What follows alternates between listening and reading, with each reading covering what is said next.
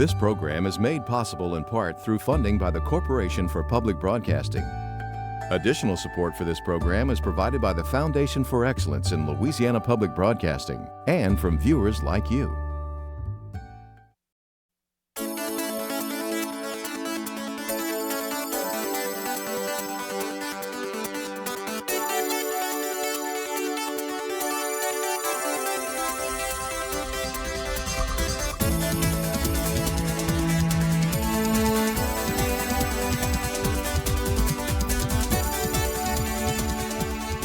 Hello and welcome to Louisiana Public Square. I'm Bob Courtney, president of LPB.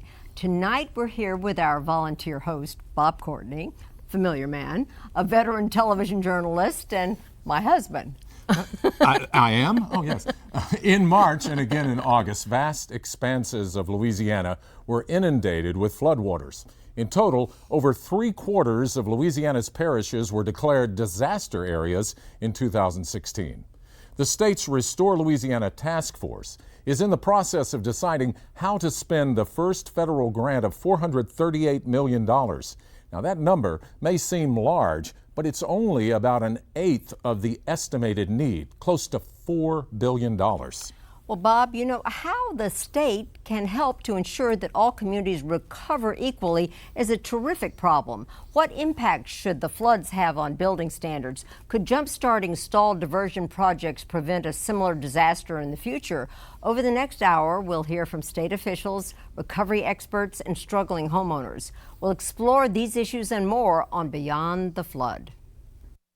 The water came up to right into here. This platter here got scum on it. You see it?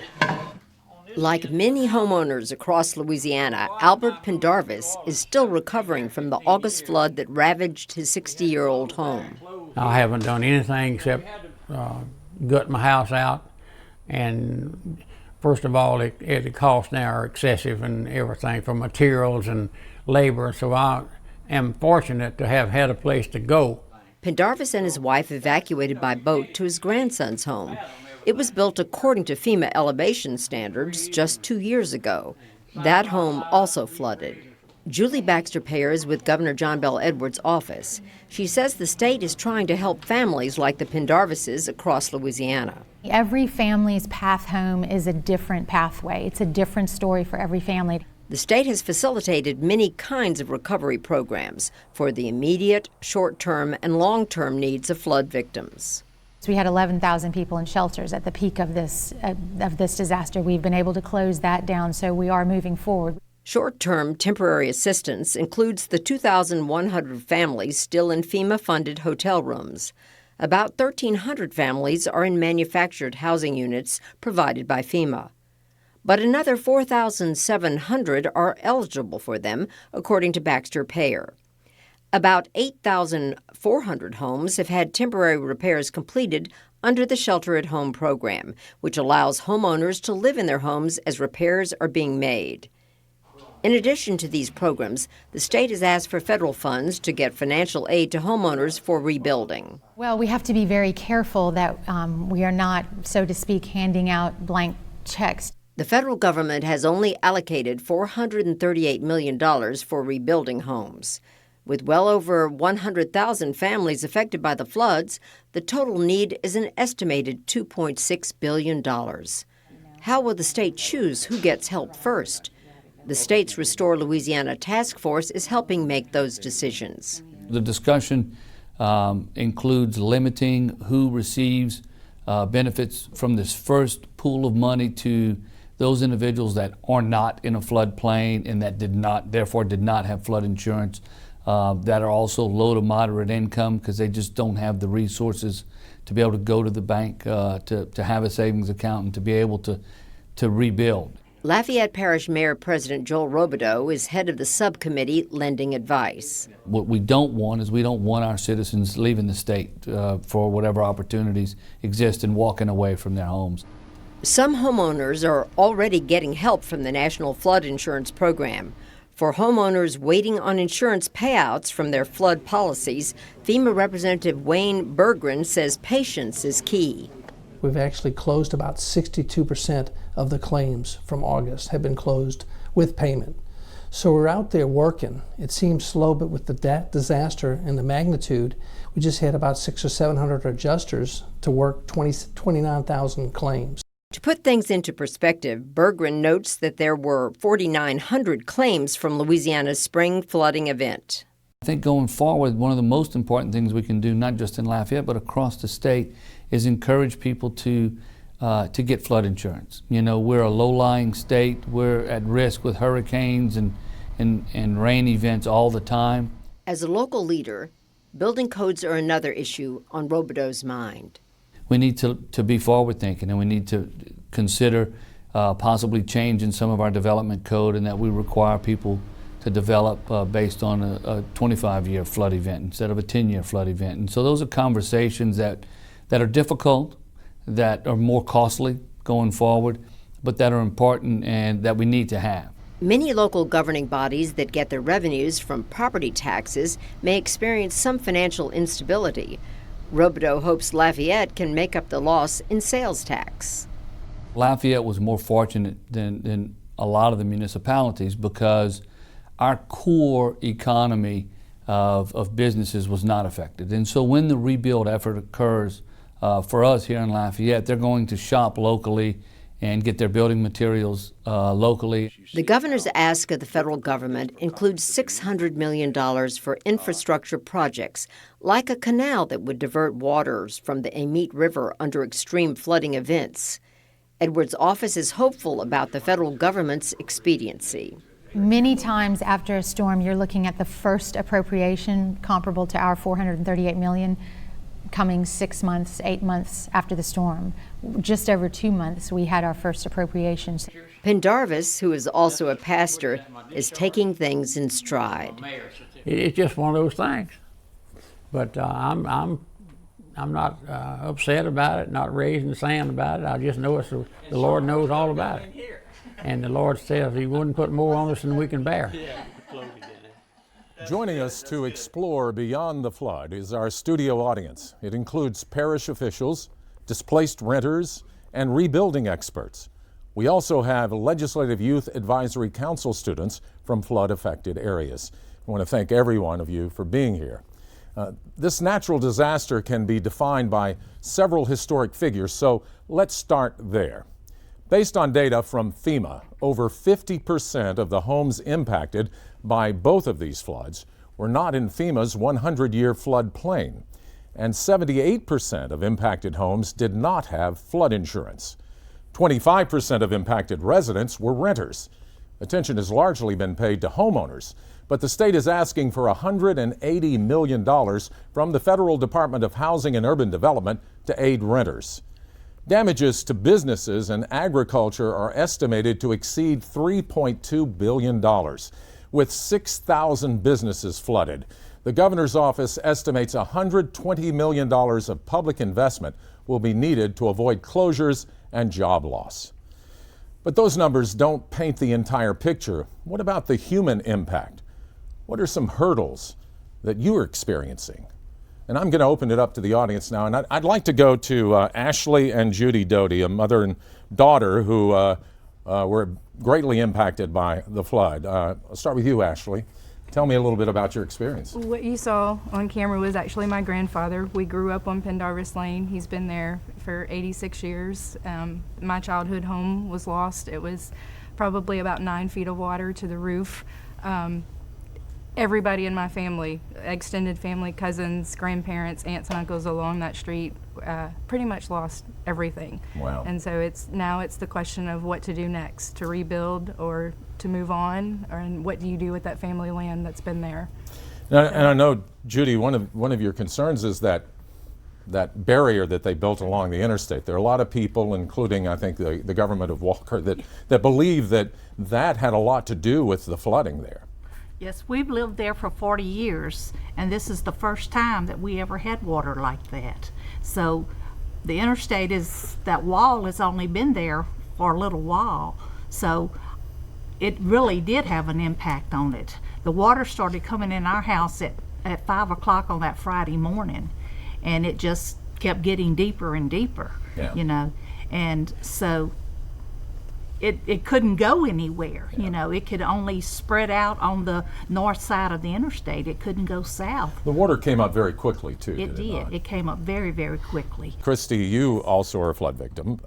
Tell us a little bit about your experience. Well, I actually called the insurance company while we were in the boat waiting for the water to rise enough for us to leave the home because we had no way out. The water came in so quick. So we have 11 homes in Central, 9 of the 11 homes flooded. So what that means is we had nowhere to go. Usually you go with your mom or, you know, one of your So the kids. whole family was just... We lost 9 homes, and so we're all rebuilding. And I guess the hardest thing for me is just the communication we've got. I did have flood insurance. And, you know, I think people just need to realize that it's going to be a very long process. This is not going to, you know, the money that you're supposed to get is going to take a while to get here. They don't communicate that to you. So you don't realize that you're going to have a place to stay for 3, 4, maybe 6 months, you know.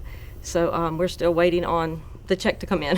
So you still have had no actually economic relief? No, I have received the money for my contents, and we're using that to rebuild the home. But my mother, who's 78, has not received her flood insurance, so she's kind of stuck in limbo. You know, when are they going to, you know, send the check? Yeah. So it's frustrating.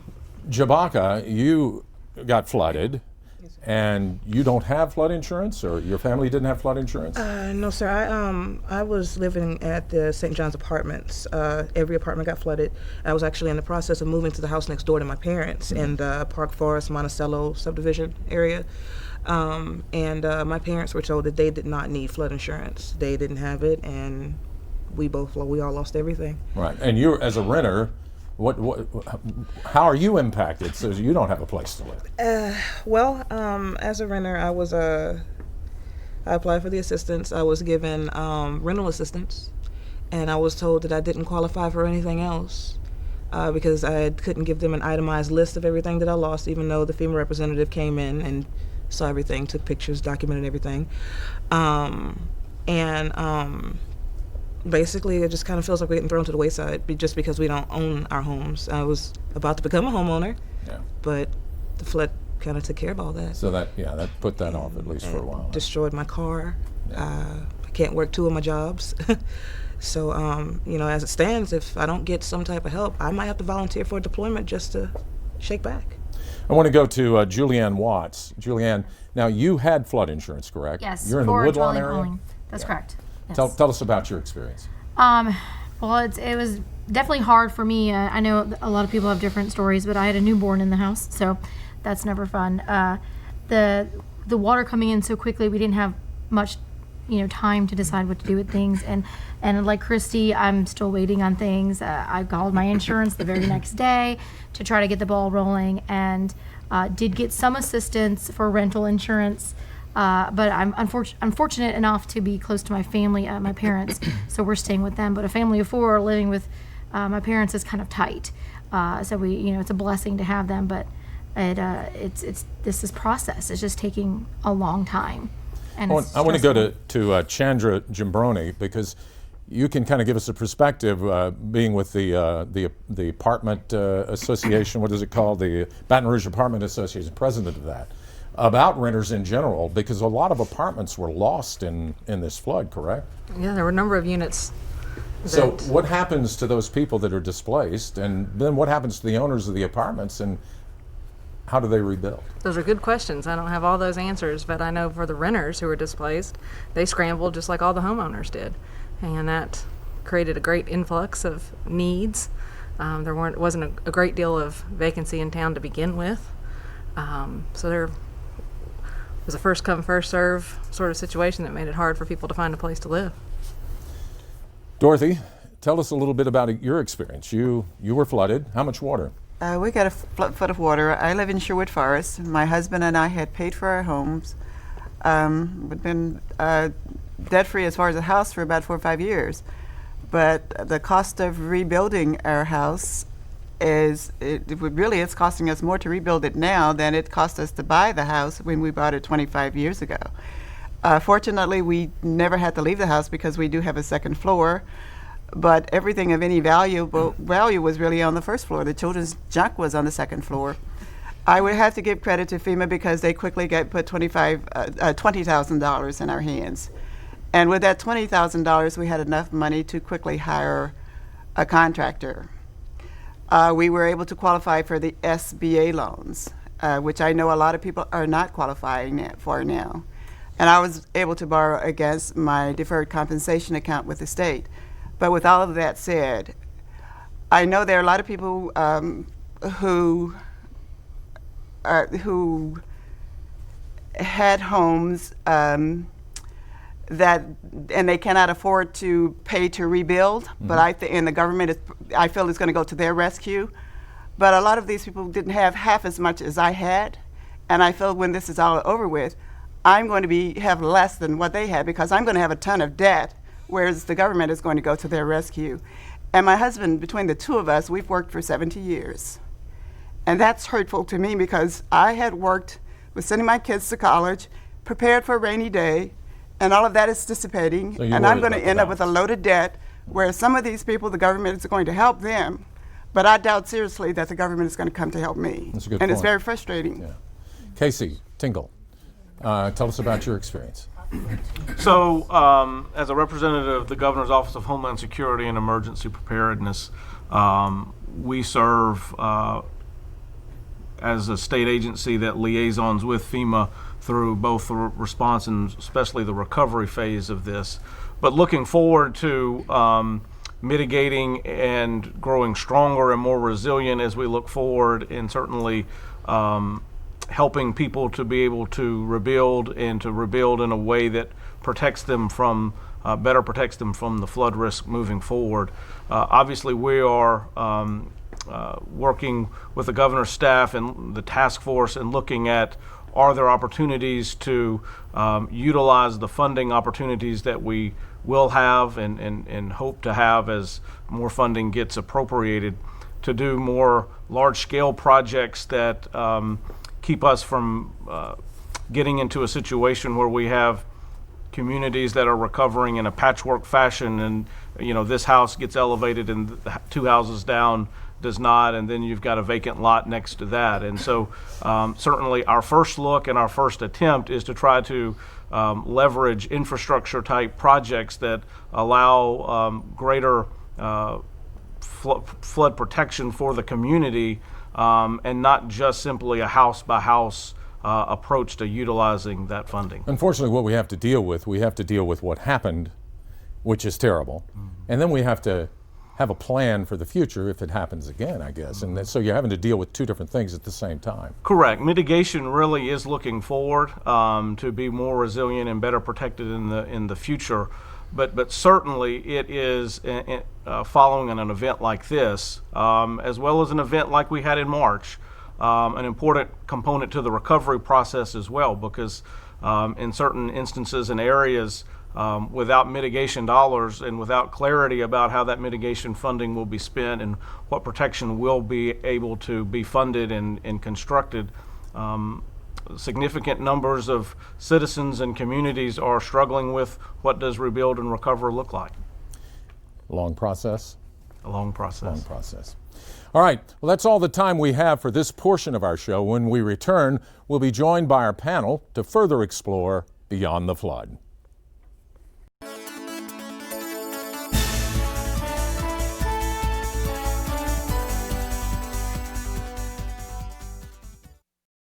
Welcome back to Louisiana Public Square. Tonight we're discussing Louisiana's recovery from recent flooding.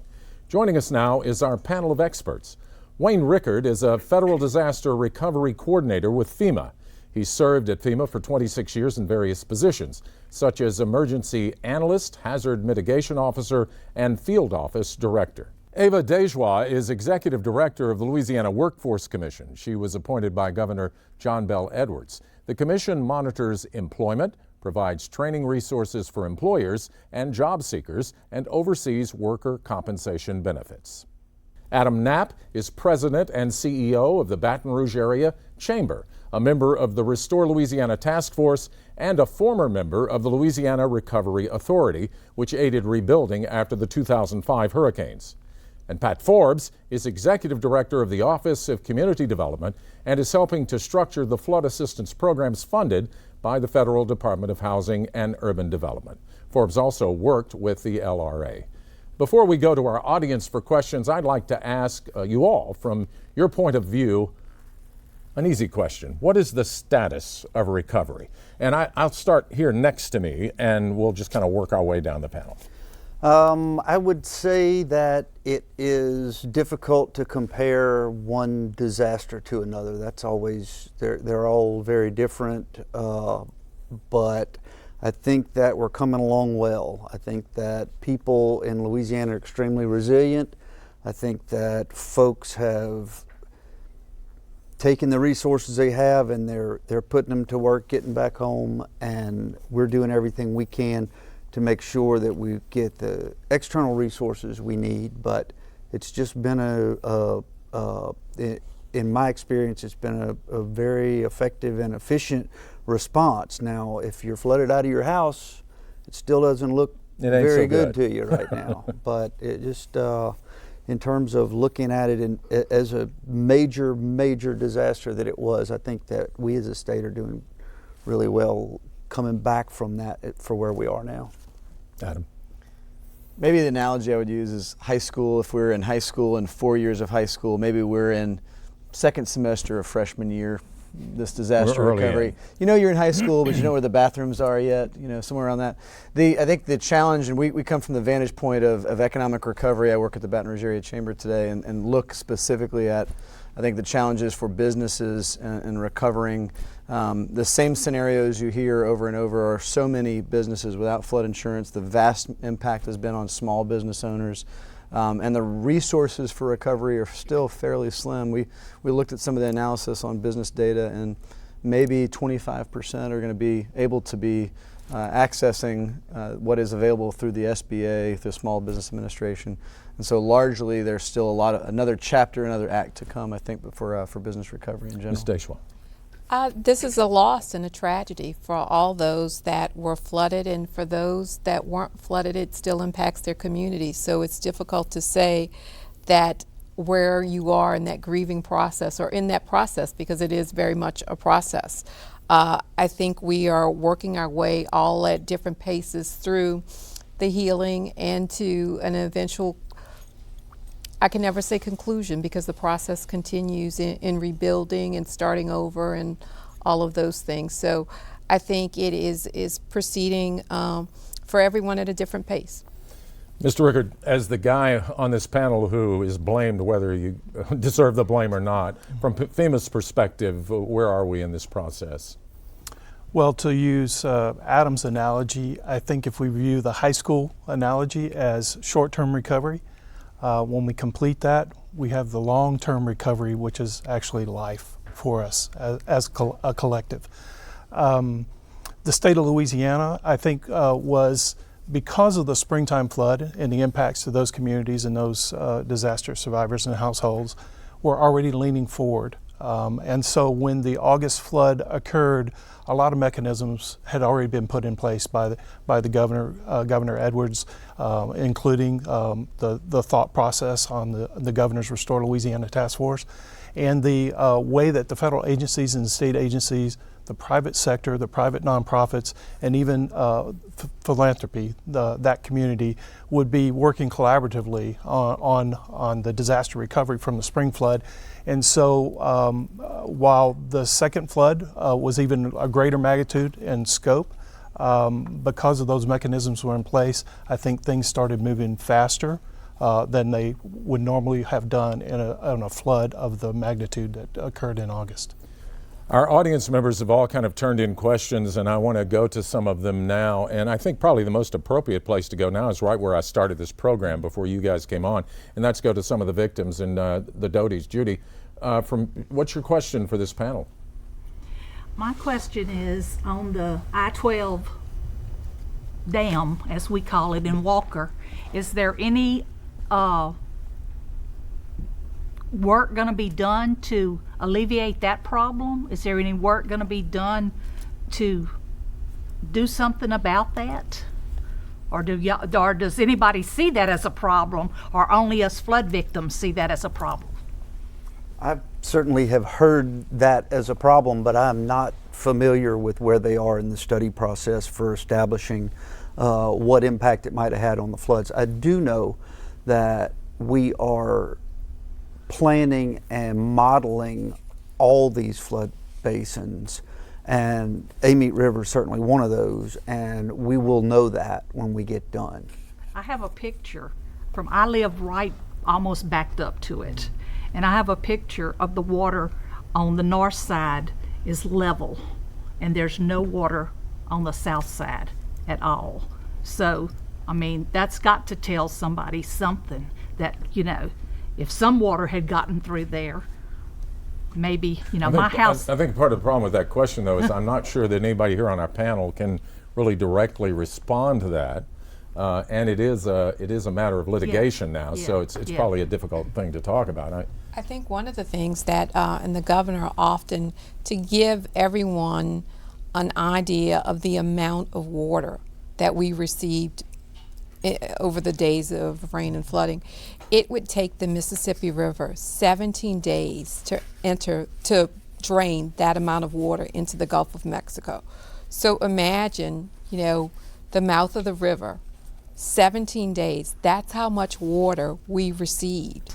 What about Casey Tingle? Can you respond at all to this about the whole idea of diverting some of that water and preventing some of these things from happening? Well, I think as we look forward, and as Mr. Forbes mentioned, as we study these watersheds and look at the current conditions and have the data and the information to help us look forward into the future in terms of what does the built environment look like, what have those changes been, whether it's roads, infrastructure, subdivisions, whatever it is. All of those things come into play. The river systems themselves are changing and are living systems, and so one of the things that the governor has asked us to do is to look at those large-scale solutions and try to address these large-scale problems that we have experienced with those type of solutions. I want to move right now to Butch Browning, because Butch is a state fire marshal, and I want to kind of change the subject a little bit because I wanted to talk about this in the beginning part of this. But the fire service is being affected by this in two ways. One, you were flood victims. You lost a lot of firehouses or had them flooded. And two, the whole idea of tax collections now being impacted by this affects your funding.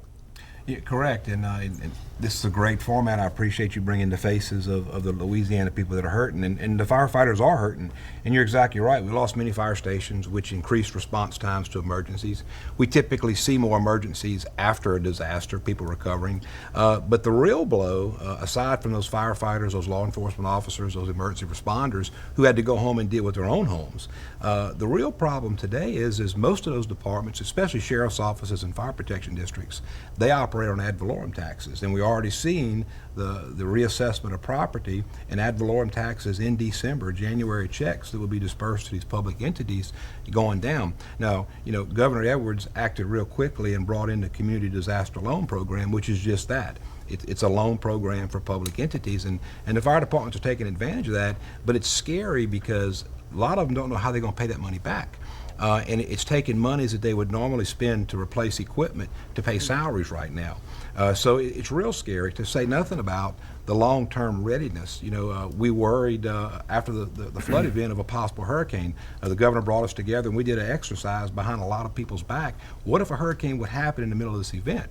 And had that have happened, we'd have been calling for resources from other states to respond, because we lost a lot of resources. So, you know, there's a lot of concerns about how monies can come to improve the readiness of our local, you know, law enforcement and firefighters, and of course get these fire stations back in shape and pay salaries. Let's turn that into a question. Let's go to the panel. Adam, what about that? I mean, how do we deal with that with these particular entities? Well, in our local communities, I think in the capital region around Baton Rouge, I think our biggest concern has been the effect of what you just talked about, Butch, which is the reassessments changing sort of the potential for revenue to these fire districts, as well as general services of government. We have some expectations of government working to provide services, police safety, fire safety as well. And there's a big challenge to these local communities right now about how to deal with that. As far as planning as well into next year, they're setting those budgets in many of these parishes this coming month, and they're looking forward to January with a big question mark. And I think, but for the community disaster loans, they have very few other resources that help them bridge that gap. But they're also doing, the assessors would tell you, they're doing the right thing to try to give some amount of property tax relief to homeowners who are sitting on property that's damaged and they're not sure of its new valuation, and they want to make sure they're not paying property taxes on a property that might have had a lower assessed value after a flood event. So I think there's this real give and take that's happening right now, which is how do you make sure that the services are available at the same time the homeowners are not paying too much right now on a property that doesn't have value. It is a real problem that is sort of behind the scenes, I think, for most folks, but it's hitting We believe that there'll be fire services of departments that government. won't be able to pay their bills and have to lay firefighters off, not be able to purchase trucks. So it is a problem. And of course, in the Katrina model, I can remember that, and they took advantage of those loans. And at the end of that period, the federal government forgave those loans. That's right. And there's no guarantees that can happen. That's right. So, I asked the task force recently in a meeting to research that paradigm so we can learn from that. Mm-hmm. And you bring up the thing, you talk about these entities that may not be able to repay the loans. Dorothy talked about the fact that she's overextended herself as an individual homeowner to deal with this. The whole process of getting loans to deal with this disaster actually doubles you up, both fire departments, individuals. How do we deal with that? Anybody want to take that? I will say that the governor has gone to Washington, D.C. and requested $3.7 billion to help with some of those problems. Our experience in disasters is that it is very rare that everybody gets made whole by the time we're through with it. And the best that you can try to do is to try to help everybody that you can achieve that recovery. And certainly folks who have had to rebuild on their own without any help, the governor is in Washington, D.C. We are trying to get funds from community development block grant funds, more than the $438 million that we have right now, so that we can help a broader range of people. $438 million is a fraction of the amount of money we need to help all the homeowners who had major severe damage and did not have flood insurance. When are people going to start seeing in their homes, in their checkbooks, that $438 million? Well, it's a fairly, as you might guess, long process to make the money available. What we're waiting for right now is that HUD has to write a thing called a Federal Register Notice that describes the way the money can be spent. At that point, we'll tell them how we want to spend this first batch of money. They'll approve that, and then we'll start having programs probably sometime in the spring, something like that, when people can actually access money from this.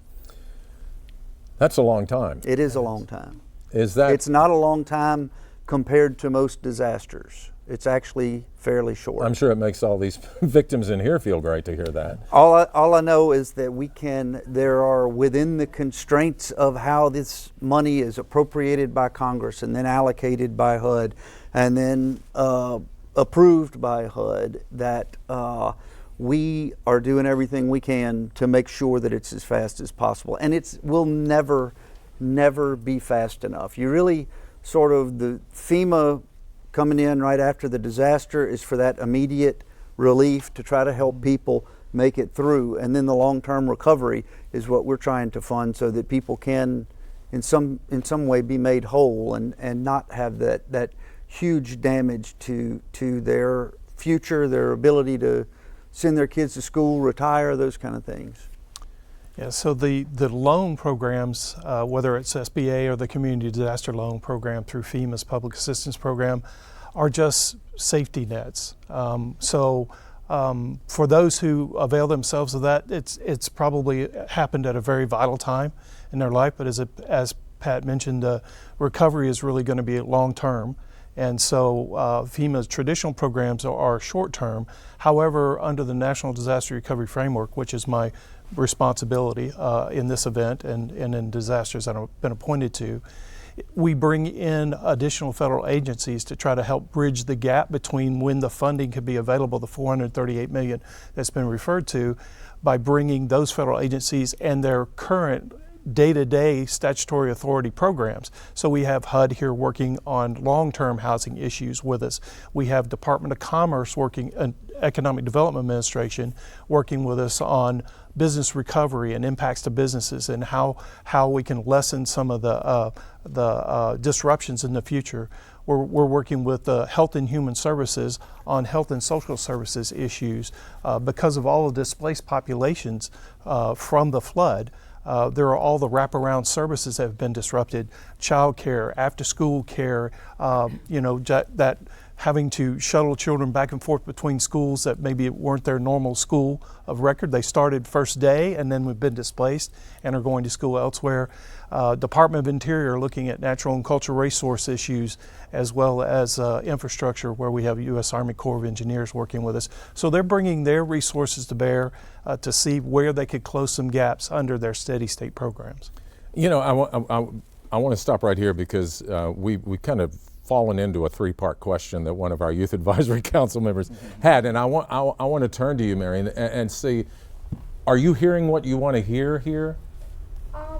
Sort of. I like to know that y'all have a plan. That was the first part of my question. Was I knew that we had $438 million that we'd already received, and that Governor Edwards was going back to Washington to see if we could get more funding for the recovery.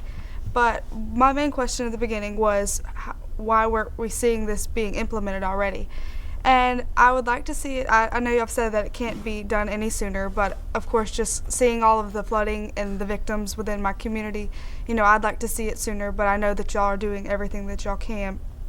And I just had a question wondering, the other two parts of my question were, whenever y'all do go to disperse this money, would there be a better way to evenly and fairly disperse it? Because I've heard many counts throughout our community of people who, when they got their properties assessed, this person got $25 for a refrigerator, and then this person over here got $300 for a dishwasher, and they didn't even have a dishwasher to start off with.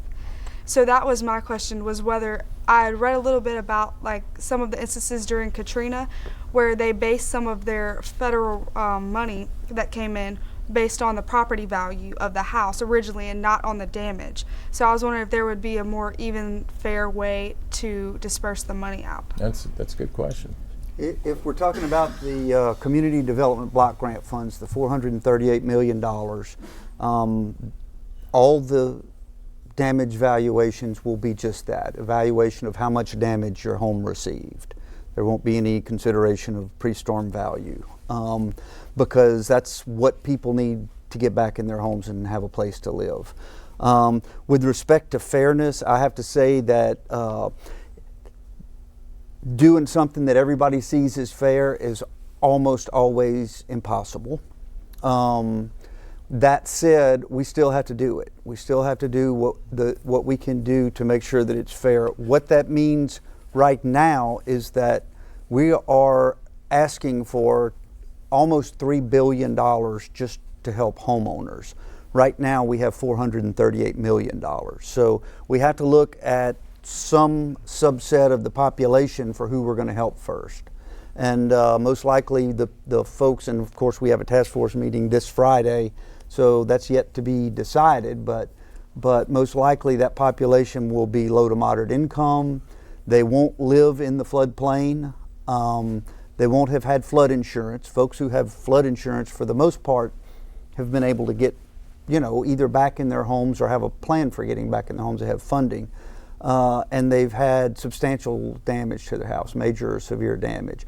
So when the resources are less than we need to get everybody back where they need to be, we've had to start making some sorts of prioritization decisions.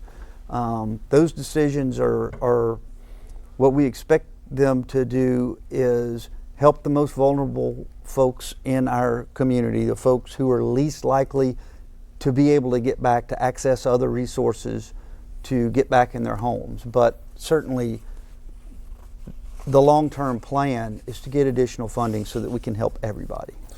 When we talk about everybody, we're talking about so many different people. We're talking about fire departments. We're talking about agencies. We're talking about people's jobs. We're talking about people who lost their homes. We're talking about small business. There are a lot of components to this that have all been damaged. I want to talk about small business. Mike Olivier is here, and you have a question about that. I do. As former Secretary of Economic Development from 2004 to 2008, we lived, Adam and I worked together. We all worked together on this issue after Katrina Rita, so we're living it again. And here we are. It's not the same, but it is. And so, Adam, let's talk about that component. Adam is chairing a subcommittee of the task force right now dealing with small business recovery. So let's get into that issue. So before we run out of time, so we can tell our viewing audience what's going on with small business recovery. So at the task force hearing, again, we've been talking about this Friday. Our working group has been considering where the vast majority of the impact is. It's very clearly impacting small firms more than anything else, and the lack of resources to recover are there. From some of the data that we pulled from businesses that applied to the SBA, somewhere around 14% of those businesses had flood insurance. So we've seen some of the data on homeowners. It's even more stark on the business side. What the program, again, $438 million is not going to have a huge allocation to business recovery.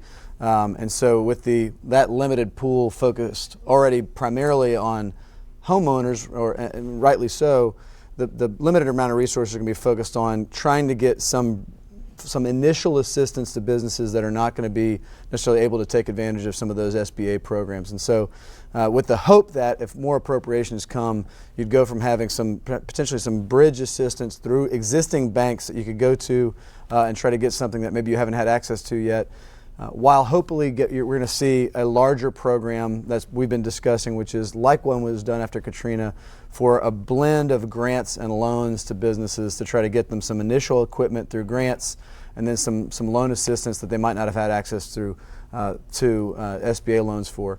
The challenge we've seen with the SBA is folks, as we talked about in your scenario, folks don't necessarily want to come in and borrow and take on debt in a business, whether you're at a home, because you don't know what's going to happen next. You don't know whether you're going to have clients for your restaurant, or you don't know if there's going to be people that need your dental services anymore. And so all of those things are tied into homeowner recovery and community recovery at the same time.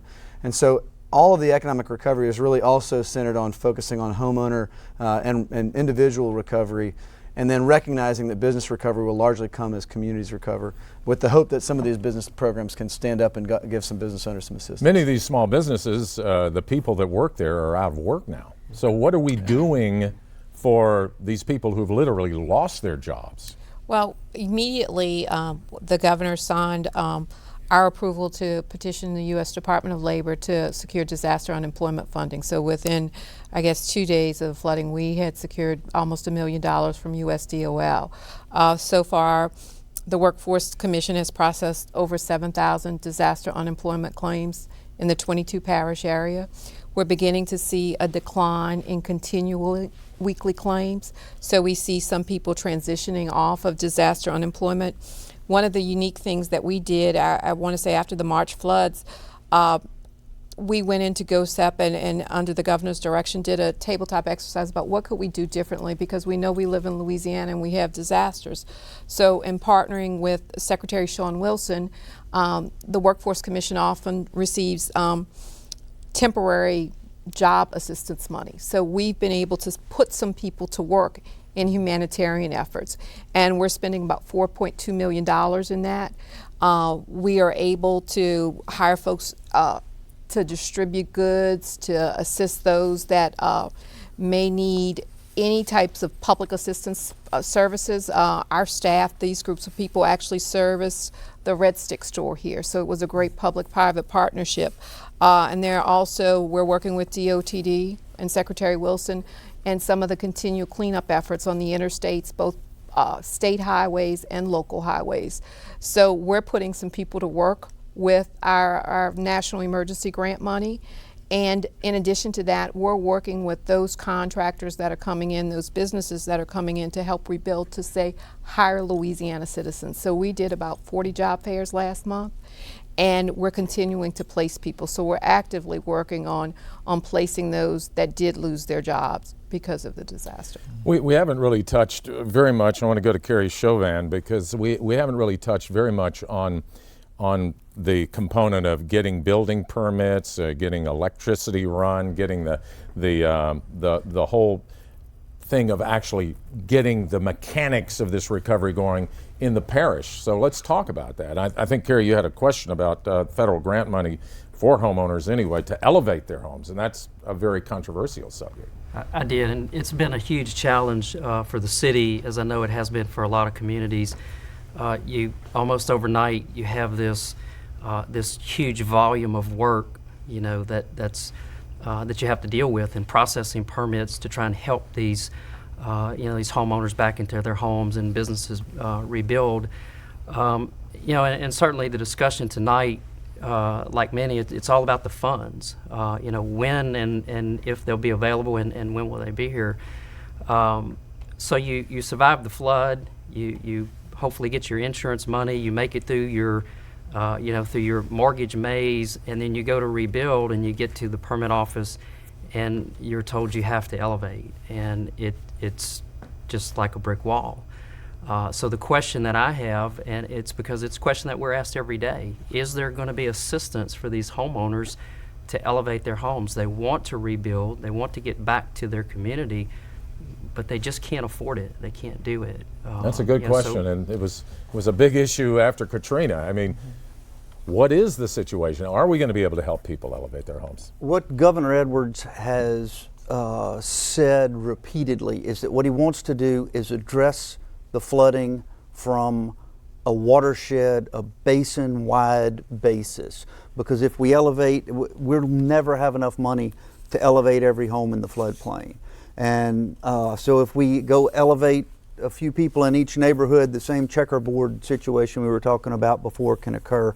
And so what the governor has said he wants to do, and what we're asking for funds to do, is really large scale, small scale, local ordinance, infrastructure projects, non-infrastructure projects that will lower the base flood elevation so that we can reduce the need to elevate. That's not to say that there won't be some elevations. There certainly will be need for some elevations for buyouts. Some communities have flooded. We know of at least 3 communities that have flooded 10 times in the last 12 years. And so if maybe it's time for that community to move as a whole somewhere that's safer and drier. And so we can look at buyouts, elevations certainly, but not as the focal point of the strategy for remediation of future events. It's more about trying to make sure that we've got a watershed that can absorb the water better, move it off, and not flood people out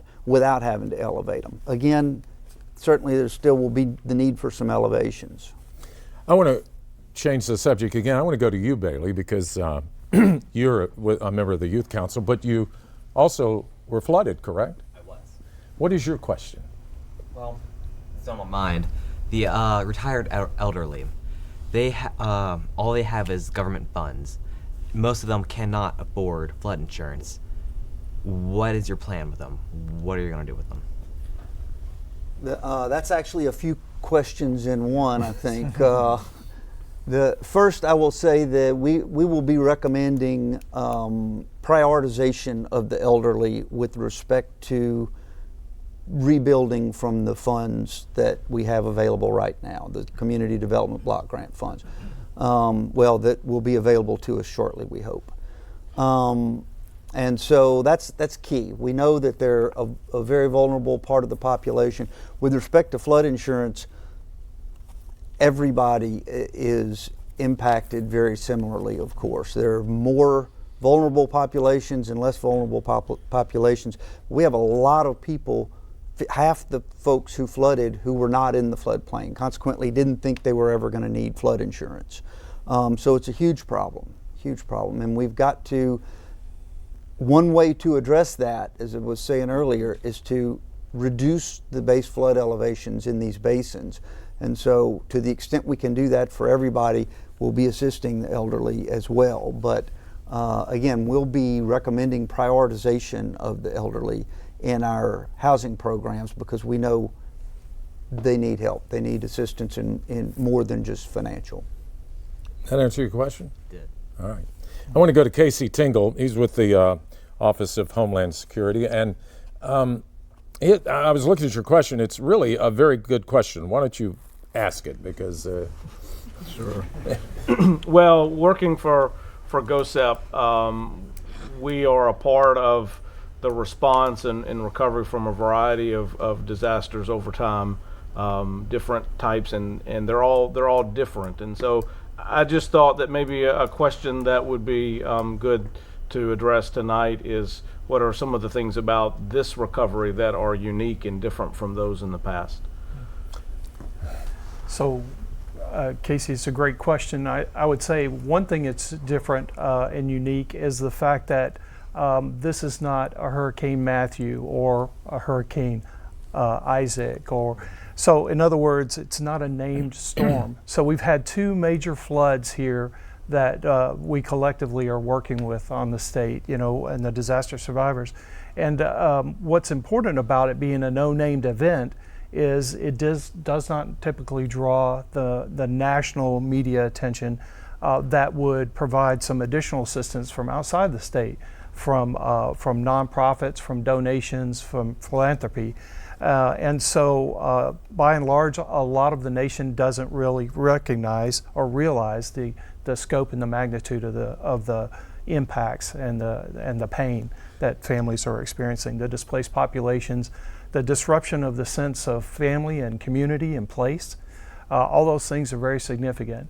Having said that, though, I think another thing that's unique is the fact that both the governor's office with his senior policy group and his formation of recovery support functions that work on the sectors from housing to infrastructure to social services issues, that combined with the governor's task force is unique. So it's a positive in this environment to deal with what are two near catastrophic events. They're level 2 disasters as far as the nation's concerned, and that means they are equivalent to Superstorm Sandy, to Katrina, to some of the major named storms that have occurred.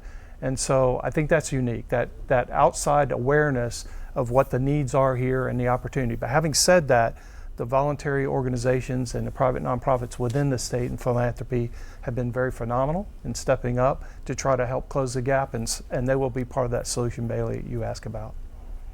We saw this after Katrina, we saw it a lot, and there is always someone who tries to game the system. There's always fraud. What have we learned in dealing with fraud and how to prevent it and people who are getting things that they shouldn't be getting?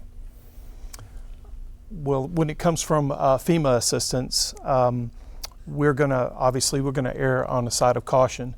If we delayed dispersing disaster assistance because the process is a process in itself, if we delayed that to ensure that there was zero fraud, that would not be good either. So what's probably most important is that we get the disaster assistance in the hands and the flood insurance claims money in the hands of those who need it as soon as we possibly can through the process. And then there is a process to deal with fraud deal with after that the later. fact. Yes, sir, there is. And so there's a process for the federal government to do that. It's not FEMA specific. What about victims who are victimized by fraudulent contractors and things like that? I think if Julie Baxter Payer were here, she would refer us to the attorneys that work for the state that actually deal with that, the Attorney General's office, who deal with that type of fraud and the impact to them. How does the amount of money that the federal government is putting into Louisiana after the disaster here compare to the amount of money put in after Katrina? Because I keep hearing people saying that the feds are holding back because so many people scammed the system after Katrina. Are we feeling any consequences now because of whatever happened then? Absolutely not. There are no consequences whatsoever on the disaster victims and survivors and their assistance. Assistance is based on the household makeup. It's based on the impacts, whether the survivor was a renter or a homeowner. The assistance is actually a tiered system, and the maximum grant, which is hard to reach in most cases because there are a lot of different factors that play into that.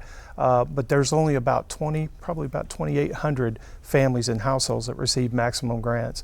So again, it's a tiered system, and it's based on the actual impacts to that household and the household makeup. We only have just a few seconds left, but there's so many different programs out there. Is there a clearinghouse? Is there one place that victims can go to get information about all the various programs that are available to help them?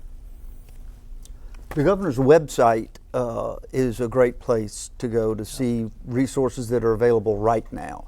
We'll say that doesn't exist for community development block grants yet because the programs don't exist yet, but they will, and there will be outreach to find folks and make sure they know what's available to them. Disasterassistance.gov is a good place to go as well, and certainly the other federal agencies that have programs, not just SBA, there are programs, USDA, Rural Development, and others have programs for post-disaster assistance in their areas of responsibility. So I would say take a look at those other websites, and disaster assistance is a good place to start. All right. Good. Well, we've run out of time for our question and answer segment. We'd like to thank our panelists, Mr. Rickard, Ms. Dejoie, Mr. Knapp, and Mr. Forbes for their insight on this month's topic. When we come back, we'll have a few closing comments.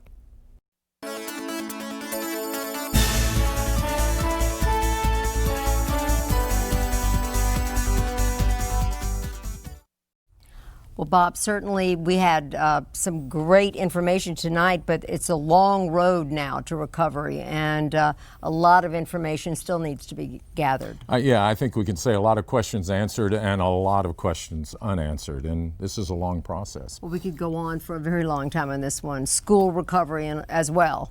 Absolutely, yeah. There's just so much to talk about in so little time, and we still have to think about all the people that are dealing with this on a daily basis. Well, that's all the time we have for this edition of Louisiana Public Square. We encourage you to comment on tonight's show at lpb.org/public square. We'd love to hear from you. Indeed, we would. Now, on next month's Louisiana Public Square, we'll revisit a conversation we had in May about the challenges of Louisiana veterans coming home. Louisiana joins 11 other states with the second highest percentage of veterans aged 25 and under.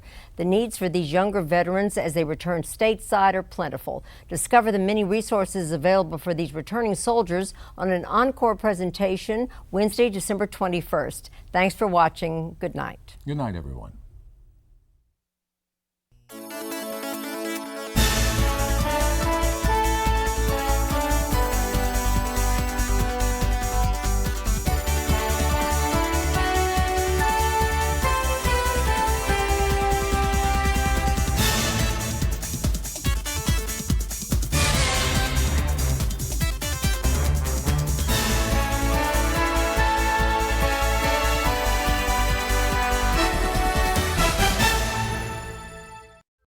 For a copy of this program, call 1-800-973-7246 or go online to www.lpb.org.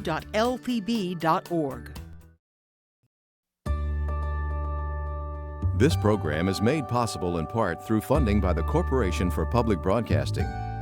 Additional support for this program is provided by the Foundation for Excellence in Louisiana Public Broadcasting and from viewers like you.